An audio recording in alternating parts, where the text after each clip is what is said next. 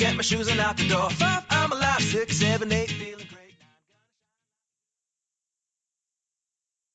Hello, BYWG tribe. This is Dr. Noah. Here's a quick peek at our supplement, product, and book of the month for April 2020.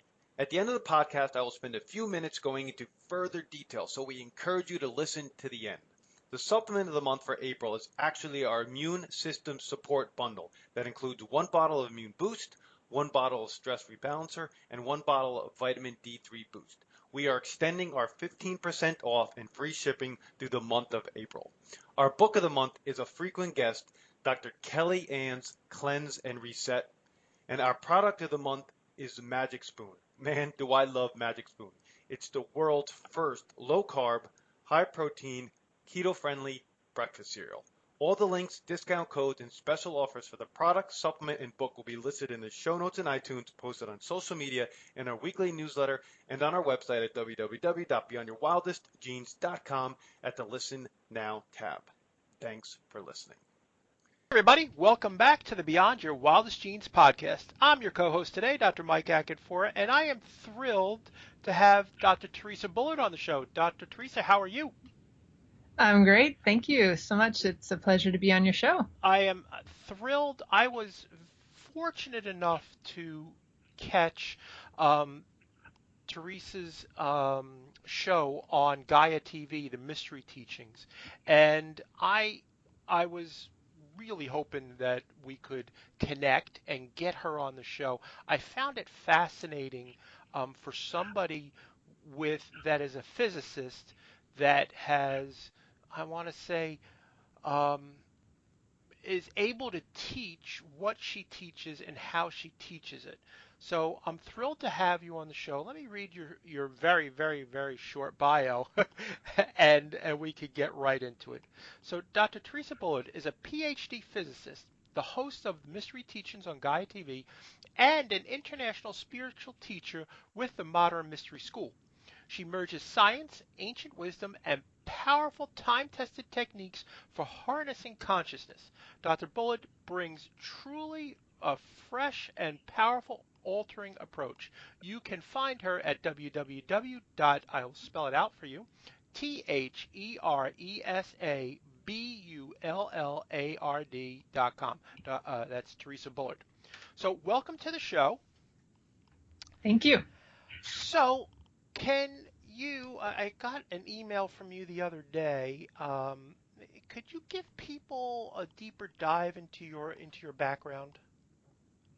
Yeah, sure. So, as you mentioned in the bio, I have a PhD in physics, and but prior to that, I had also been raised with a lot of diversity. I had been in sports. I played volleyball. My family that I grew up with, they were fairly open, so they explored a variety of spiritual traditions, and my parents in particular were into the Edgar Cayce studies. That's how they met.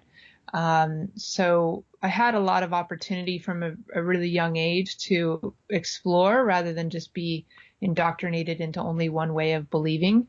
So I always had a sense of a spiritual side to life, but I also didn't really make any decisions about it. Early on, I just felt like, well, I don't know, so I'm not going to say or claim that I do know because I really don't know.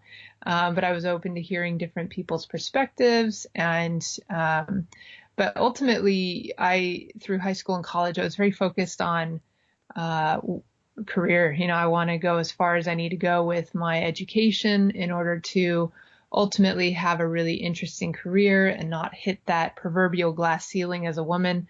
So life led me into physics. And I think what originally inspired me to go into physics was I was off in exploring different colleges. And so I'd been on a road trip with my mom, and we were going through Arizona. And we had been to Sedona and had just a nice little time in Sedona. With the vortexes there and some kind of shamanic experience. And I was just really open and inspired from that experience. And then we were driving to northern Arizona to go look at one of the universities. And I remember while we were driving at night, I I was looking out the window up at the night sky, and out in the desert, you just see the whole Milky Way stretching across the sky. And I thought how beautiful and how amazing it was. And I just found myself contemplating, like, God, there's got to be so much going on out there in the universe. And I want to know more about what's going on out there. There's so much more beyond our mundane little lives that we get so caught up in here on this earth. And so in that moment, I had the aha moment, because I was also thinking, like, what am I going to major in, as I get into college. And in that moment, I realized, oh, that's what I want to study. That's what I want to major in. I'm going to do astronomy. And so then what led me into physics from that realization of astronomy was the university that I went to. I went to University of Denver for college, and it was sort of a smaller liberal arts school, but I had gotten a volleyball scholarship and a partial honors scholarship to go there.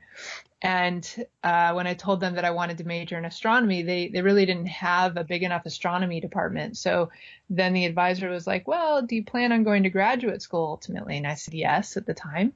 And he's like, well, if you want to study astronomy, what's important is that you have a solid background in physics. And then, so maybe you can major in physics now, and then you can do astronomy or astrophysics later. And so I thought, okay, I never would have thought I'd go into physics, but I guess that sounds like the plan. And so that's what led me into physics. And, and in college, I had a lot of diversity. So it was a liberal arts school. We had a pretty broad curriculum that we had to study. But then as I got towards, my senior year, and I had been in physics, and I started getting really excited about some of the high energy physics and the quantum physics and the particle physics stuff, which it was more exotic and interesting than the old classical physics stuff. And so then as I was going to the next step of graduate school, I was applying for various PhD programs, and I ended up going to the University of Washington in Seattle.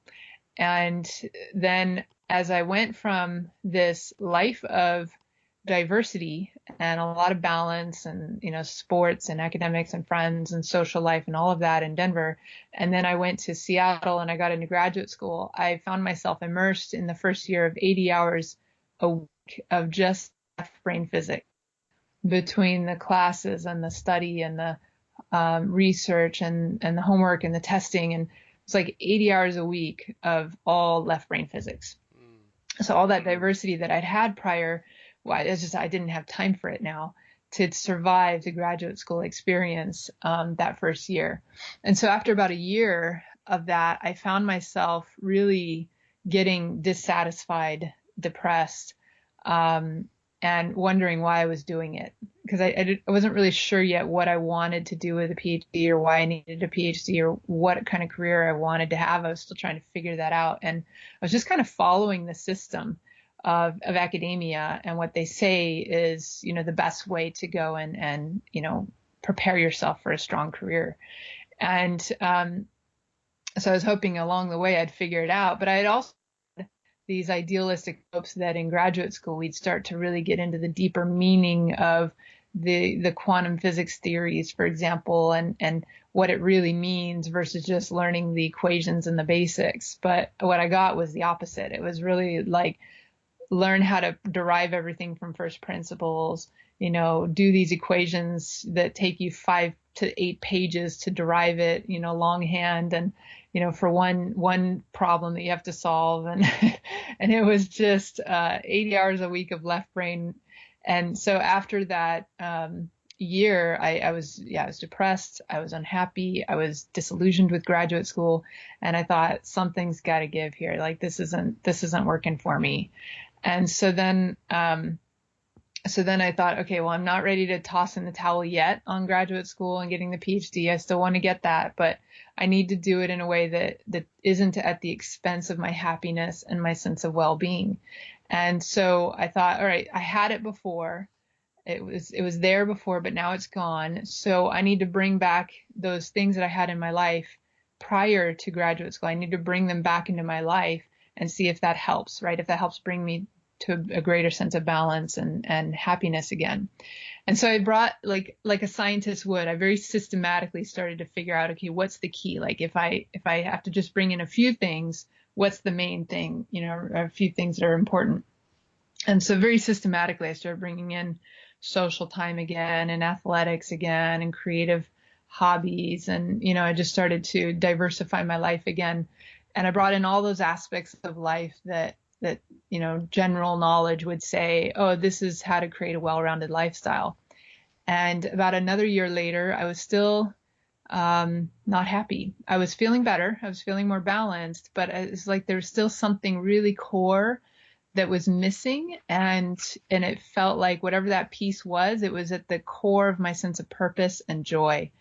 And so here I was like, I thought I brought back everything and yet I'm still not satisfied what's going on. And one day when I was at the gym, the lights turned on again and I realized that there was one thing I still hadn't brought back into my life that I'd had previously. And that one thing was spirituality. And prior to that point, it was always just sort of there on the side. It was not really anything I felt like I had to be super active or make a priority. It was always just kind of there informing my background philosophy in life. But here it was the only thing I hadn't purposely brought back into my life. And so I thought, okay, well, I've got no other answers, so let's give this a try. But by that point, I'm 2 years into graduate school. I'm really well indoctrinated into the physics way of thinking, that scientific mindset. And I was a little shocked that I had disbelief. I didn't think spirituality was going to be it, but I really didn't have any other answers. So I thought I'd give it a try.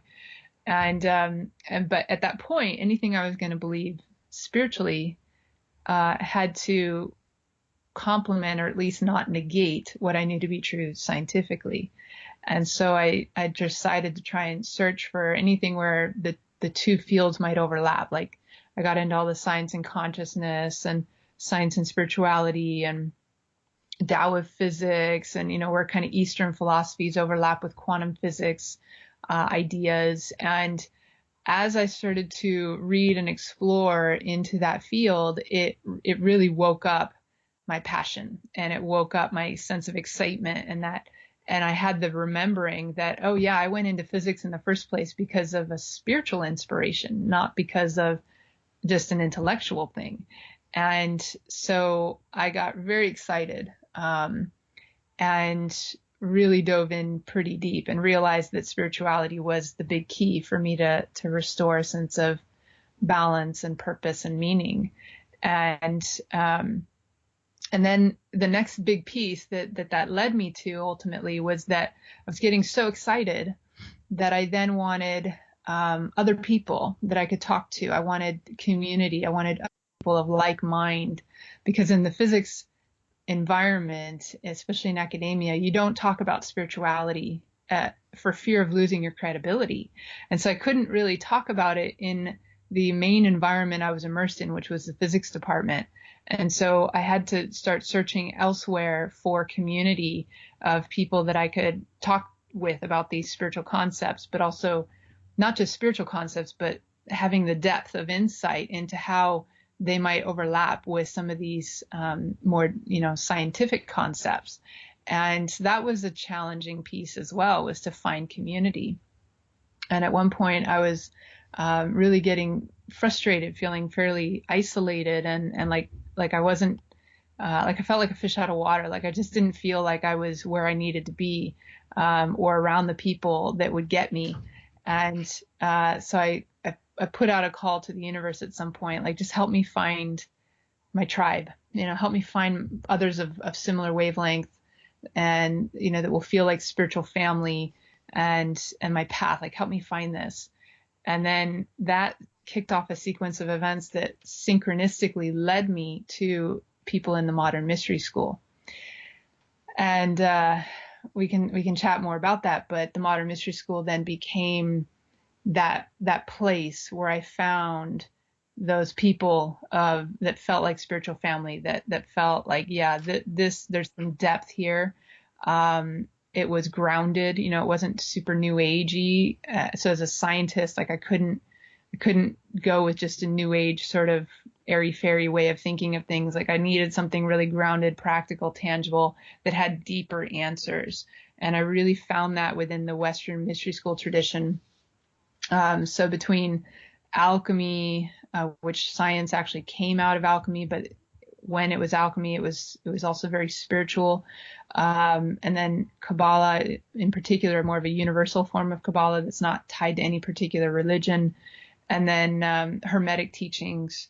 And so in my series on Gaia TV, the Mystery Teaching series, I weave together these concepts from the ancient spiritual traditions, from the mystery schools, and the science of today, and show how they overlap. It means about us and our potential and who we really are and what we're here to achieve. So that's I became an international instructor for the Modern Mystery School. I teach all over the world with some of their teachings, but then I'm also developing a lot of the bridging of science and spirituality, and bringing new pieces into that picture. There's a lot of pioneering work that's been done by others in that field, but there's new pieces that are emerging that I think that the Western mystery tradition really helps to inform, and Kabbalah in particular and alchemy, they really help inform in a new way so that we can kind of take it to the next level. All right. Well, I just finished writing. It's really interesting to me. I want to unpack some of this, and I will also divulge some things about myself, which our audience probably doesn't know. Edgar Cayce was a huge proponent of chiropractic, and I was introduced to Edgar Cayce later on in my chiropractic career when a patient said, "Oh, do you know who this is?" I had no idea. And now I am a member of the Edgar Cayce Society. But he wrote a lot about chiropractic and where that came from, which I always found fascinating. The bigger thing for me is that the what you're doing, Theresa, I think there's very few people in the world that are able to do it in the way that you do it. And that's what I found so fascinating when I found the mystery teachings on Gaia, is because it's got a ton of material, and we'll put that in the show notes for folks. But this really fascinated me. Because it kind of goes hand in glove with my journey in seeking out spirituality. And I am a Master Mason. I belong to Edgar Cayce Society, and continually look to see where I can bridge the gap in health and these teachings that are out there that have been there that I believe that we've lost along the way, that we are a society that's kind of stumbling around looking for this teaching and finding it. I'm very, very, very fortunate to have found it. So could you get into a little bit, I don't know if you want to touch base on what is alchemy? Where do you see like modern day alchemy? Where is that? And then talk a little about Kabbalah and Hermetic teaching, if it's okay.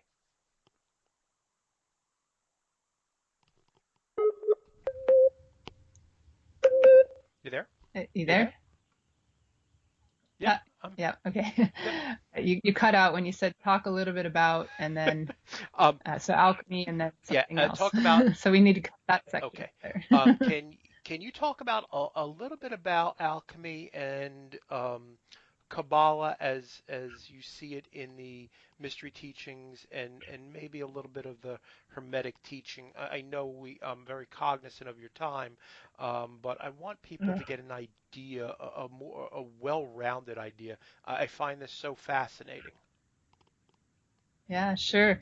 So when I first came to, or when alchemy first started finding its way into my life, I was in my PhD studies. I was a good almost 2 years in now, and I had actually been to have a reading from a psychic, just really more to entertain a friend of mine than anything. But this reader, she's a tarot reader, and she just kept picking up on, this something about my mind and spirituality. And I told her, look, I'm a physicist. And she said, oh, honey, you need to study alchemy. And I looked at her like she was crazy, because the way I had been trained in physics was that alchemy was just this pseudoscience. No, they're just trying to turn lead into gold. And, it had been given a really bad reputation. And so I looked down upon it. I said, no, I'm a real scientist. I don't have anything to learn from these alchemists. And that was my mindset at the time when she first said it. And she's just like, no, trust me, you need to study it. And and then it came back around again and again. And so by the third time it had come back around, I thought, all right, look, this keeps coming up. I'm going to trust the signs from the universe. And so I started to read about it. And I realized very quickly that alchemy was not what we were taught in school about, it's just about trying to turn lead into gold and, early scientists trying to make money or whatever. It was really, it was a wisdom tradition, and it had very ancient roots that go all the way back to Egypt, probably even further back to ancient Sumeria. And then it spread all throughout the world. And science, modern day science, modern medicine, modern pharmacology, psychology, there's so many different modern day sciences and practices that came out of the tradition of alchemy. But in alchemy, it was all one, it was all integrated, and science and spirituality and psychology and like all of it was integrated. And so, what I discovered was that alchemy is really, it's a process of transformation of our own self. And it's that there is a formula, or there's a sequence of steps that everything goes through when it transforms or evolves. And so we're trying to understand what the alchemists were trying to do was like a scientist. They were trying to understand the laws of nature and how nature moves evolution along, basically, and how we transform and what are those stages that we go through. And you can think of like the metamorphosis of a caterpillar into a butterfly and what happens in that process. And so what they discovered was that there was, you could break it down into 7 steps, or you could break it down into 12 steps. It really depends on what perspective they were taking.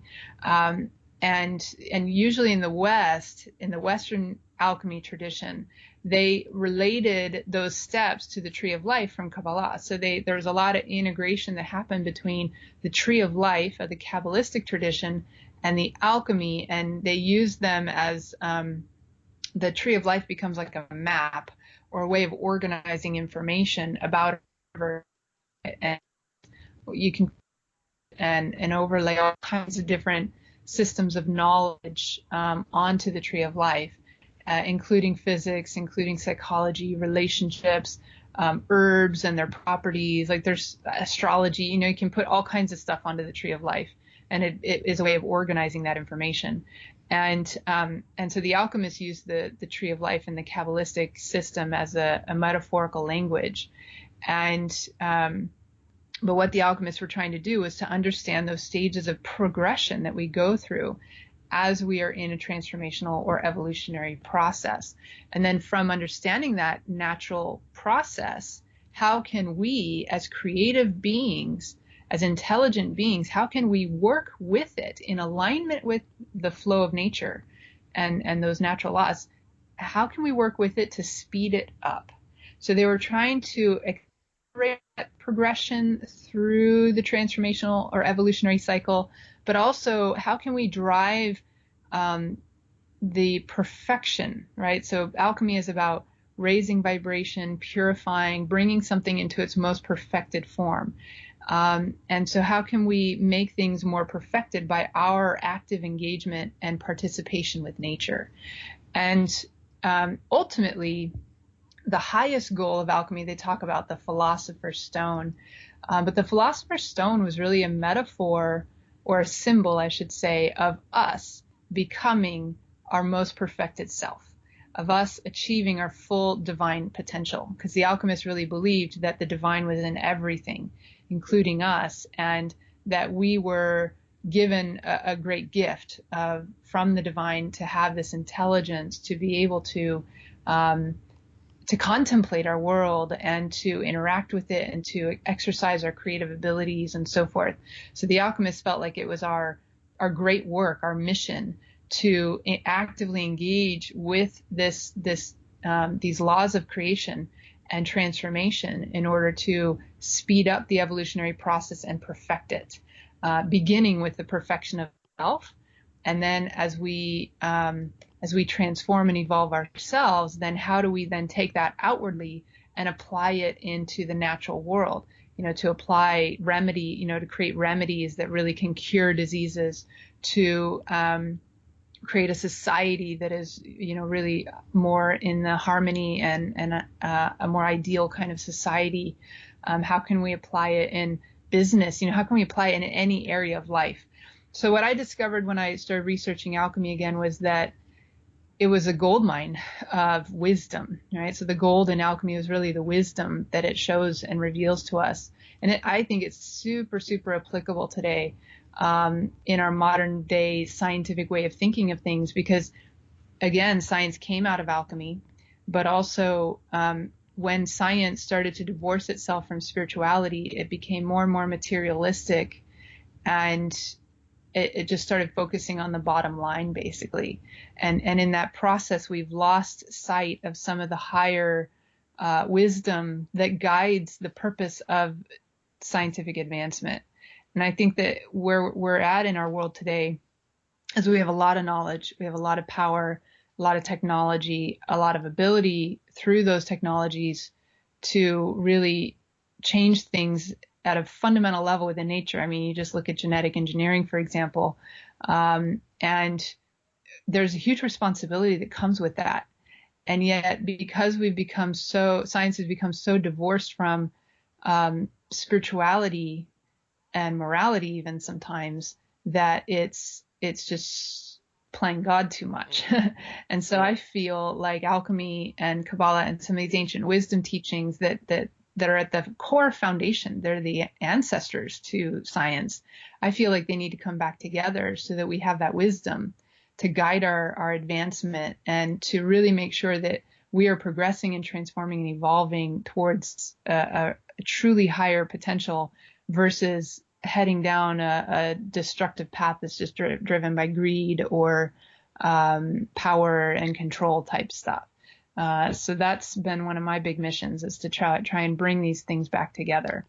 And there's no fundamental reason why spirituality and science should be separate. I think it was more political than anything when they separated out. I agree 100% with you on that. There really is no reason for it to be separated out. Where does Kabbalah come into this? Mm-hmm.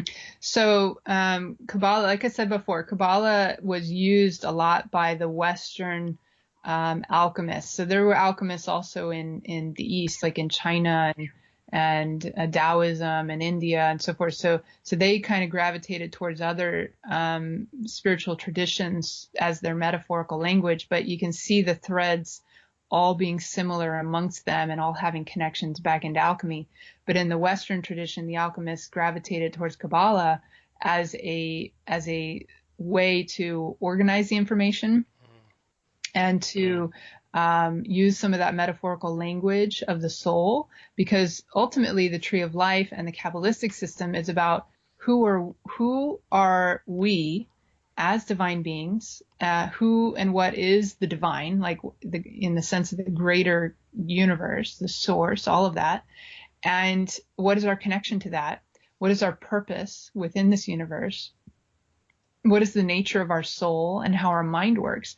And that's one of the things I really love about Kabbalah, which is a little different from some of the Eastern spiritual paths, is that the Kabbalistic system really looks at how does the human mind work, and digging into it almost like a scientist would to really understand the intricacies of our framework kind of like our operating system of how we are, how we perceive, how we think, how we emote, and learning to purify that, learning to harness that and master that part of us, rather than, for example, some of the Eastern traditions, like in certain Buddhist approaches, it's just like, no mind, just go into no mind and quiet the mind and go around that mind and sort of deny the ego of its attachments and so forth. And that works, but it works in a monastic way of life. You kind of have to remove yourself from society and go live in the monastery or up on the mountaintop. And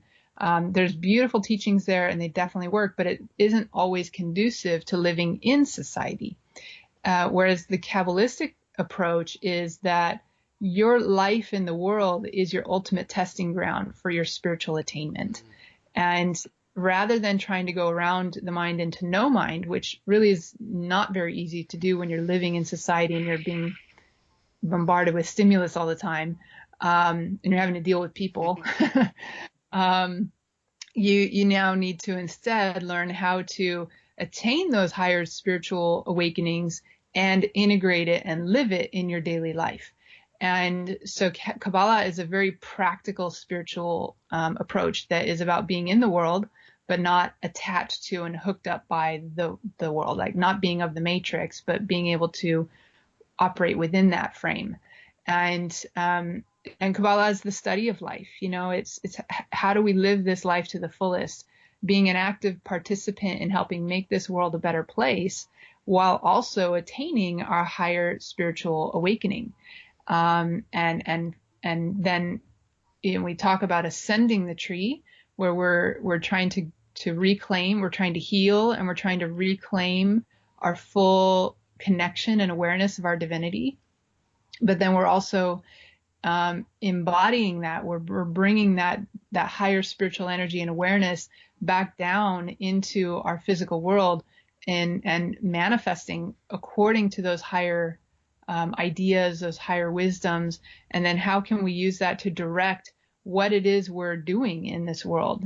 So rather than just creating in the world from practical know-how and just ideas that we get from each other at a personality level of things, it's about how do we reach up to our higher wisdom, our divinity, and then from that place, from that perspective and insight, how do we then manifest it and bring it down into the world? So when I first came to Kabbalah, it was another one of those big aha moments for me of, oh, this is a gold mine. This is what I've been looking for, because it's a way to bring all these different systems of knowledge together into one place and show how they link up.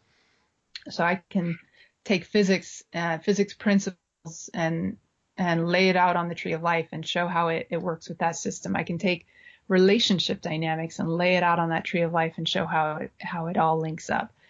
Psychology, you can take the human body and where there might be physical ailments in the human body, and then how does that relate to the tree of life? And then what does that show us about maybe the mental and emotional components that are associated with that issue or disease in the physical body? So it's a really comprehensive system that I love. I use it as sort of the main framework or map for how I organize information. Fascinating. And where there's so much that you've gone over. My head's kind of swimming. So I'm just and I, when you do interviews regularly, when you have a guest on that just goes with it like you've done, that's where the real magic is for me as an interviewer, because you're in your zone of genius and you are able to convey your message and the message that you want people to understand, and it's kind of like it flows like a river. It flows like a good piece of music or a movie or theater, and I really appreciate that. No, thank you. I kind of get that feedback a lot, that I pack a lot in, and I think it's because of my mind works because of Kabbalah, really, and a lot of the mystery school teachings that I've learned, it like my mind has come to work in a very multidimensional way, so it's a little hard to keep it light. And here's the really interesting thing, Theresa, is that when you speak about this, what I think we're missing, or maybe we're coming back to, is that sense of belonging that we are living. We're searching as human beings for something greater than ourselves, to belong to something greater than ourselves. And I think that's what you're talking about. So you could have lived on a mountain and made all these discoveries, and when my third value is education, third highest value. First is my health, second is my family, and third is education. But education is a two-pronged approach. It's not just learning, which I love, it's also teaching. And to be able to break it down for people and then to overlay what you're saying, I that's just brilliant. So where does Hermetic teaching come into this? Yeah, so the Hermetic teachings go back to Hermes Trismegistus, who, they say, at least in the oral tradition that I've come from with the mystery school, they say that those teachings go back about 8,000 years. And Hermes was, in like the ancient Greek tradition, he was like the god of wisdom. But you can trace it back even further to ancient Egyptian, and it was the god Thoth, and the god of wisdom and science and writing and study of the stars and just the wisdom teachings. And so the Hermetic teachings are a accumulation of the teachings that came from that brilliant being, whether he was a god or whether he was human, who attained a very high level of mastery. He was a physical being who then taught from his connection to the divine mind, and taught. He had really two students. He had a student named Asclepius, and then he had his son who was named Tat. But Tat didn't have quite the aptitude to grasp all that Hermes was teaching. And so Asclepius then became like the main student. And then Asclepius went on to take those teachings and teach thousands of students, and started a lot of the mystery school tradition in the ancient Greek world. And so the Hermetic teachings, I find, are very deep in the nature of the soul and who are we, like where do we come from, why are we so unique, humans in particular, why is the human unique in this universe, and the divine, the great potential that we have. And he talked a lot about humans being of two natures. We have this immortal nature, which is our spirit, our eternal being, and then we have this more mortal nature, which is our physicality. And because of those two natures, we're in a very challenging position. But we also have the potential to be, what Hermes says, is become greater than the gods, who are made of just the one nature of immortal. And so we've sort of come into this experience of this dual nature. Of course, we ultimately come from a non-dual place, from pure source, but we've come into an experience of having these two natures, and that gives us some of our greatest gifts, and some of our greatest challenges that we have to overcome. And then the Hermetic teachings expand out to trying to really understand the cosmos, how the cosmos was created, what was the sequence of that. It's very alchemical when you read things like the Hermetica. I've actually got a Hermetica sitting right in front of me right now. And it's a compilation of his teachings to Asclepius, that Asclepius then later had written down. And then they were passed down through the oral tradition over 8,000 years. And so the alchemical model really rests upon the Hermetic principles and the Hermetic concepts. And, there was later writings, like there's a book called the Kybalion that was written in the early 1900s or late 1800s. And it was it talks about the 7 Hermetic principles. And, regardless of who wrote that, those were initiates who received those oral teachings through the mystery school tradition.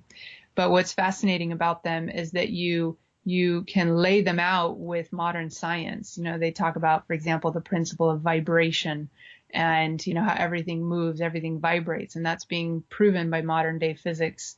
They talk about rhythm and polarity and correspondence, or, what I think is more like a fractal or holographic model.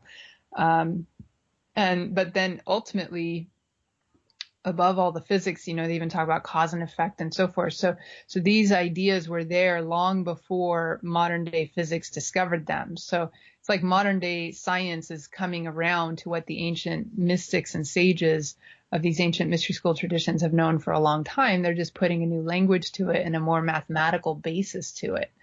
But where you really see a difference is that the Hermetic teachings say that first is the mind, first is consciousness, and that everything that is created in this physical world comes first from an idea in the universal mind, or what they call the one mind.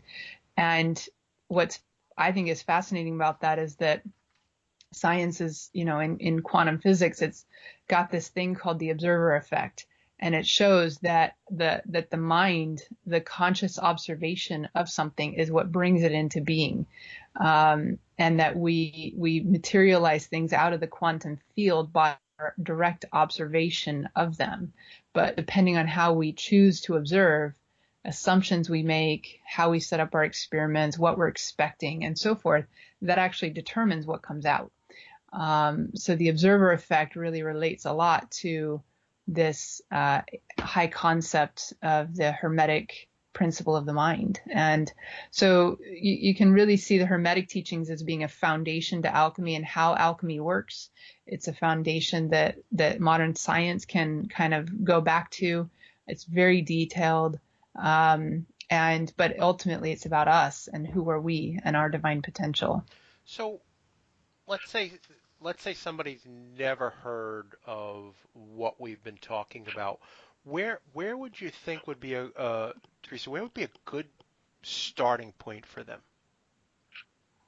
If they want to start with studying any of the Hermetic teachings, I would recommend the Kybalion, which is based on the 7 Hermetic principles. It's a little more modern day language. It's not super modern, but it's 100 years ago versus thousands of years ago. So I would start with that. If they want to learn a little bit about alchemy, I have a really easy primer, simple book that is easy to understand. It gives a really good introduction to alchemy. It's called The Game Changers, Social Alchemists in the 21st Century. It's short. It's like 75 pages, so it's not a super long one. And I kind of put that in the context of how does alchemy apply to us personally, but also how does it apply to our social paradigms and the world that we're in today, so the sort of the social evolution of humanity, which is very relevant to, the things we're experiencing right now. And then I also, one of my first books and still one of my favorites that I love for alchemy was the Emerald Tablets, commentary written by Dennis William Houck. Most of the books by Dennis Houck are fabulous when it comes to studying a bit of alchemy. And if they want to study, if they've never read anything about Kabbalah and they want to get a taste, I would recommend the Ted Andrews Simplified Kabbalah Magic book.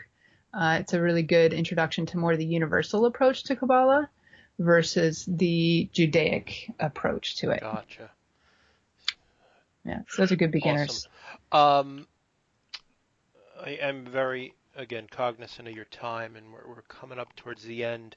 How about what is the modern mystery school, and how would somebody go about, I guess, taking classes there? What is that?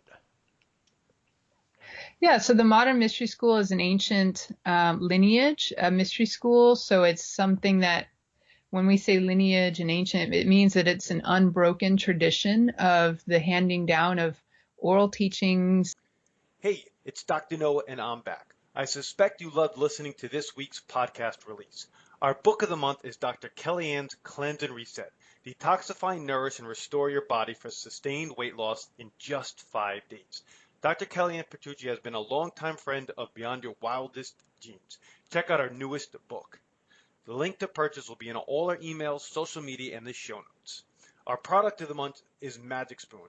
In my interweb travels, I noticed a company called Magic Spoon, marketed as the world's first low-carb, high-protein, keto-friendly breakfast cereal, so I decided to try it. I bought the variety pack with flavors blueberry, cocoa, frosted, and fruity. They come in Adventure Time looking like boxes, and we tried them, and I have to tell you, they are awesome. Absolutely delicious, and the cereal never gets soggy. My kids love it too. Definitely a repeat purchase for me. I know you all are looking for a better option than Frosted Flakes, and this could be one for sure. For those of you who are curious, a serving of Magic Spoon has 12 grams of protein and only 3 net carbs, while Frosted Flakes has 2 grams of protein and 20 grams of net carbs. It is sweetened by a unique blend of allulose, monk fruit, and stevia, and they just released mini boxes, great for travel. To support our patient's immune system, we bundled together 3 of our top sellers that are chock full of research-based immune-boosting nutraceuticals and botanicals. The Immune System Support Bundle includes 1 bottle of Immune Boost, 1 bottle of Stress Rebalancer, and 1 bottle of Vitamin D3 Boost. The normal price for these 3 supplements in total is $155. For the month of April, we are extending our 15% off and free shipping, making the total cost $131.75. You can pick this up in the office or if you're local, or we can send and ship it to you. This includes vitamin D3, maitake, echinacea, glutathione, vitamin A, adaptogens, minerals, and so much more to supercharge your immune system. Recently, we've done a multitude of live streams on this product, and the first podcast of the month for April will be solely dedicated to this bundle, so stay tuned. If you have any questions or comments, please never hesitate to reach out to us. Thank you, and be awesome and never unawesome.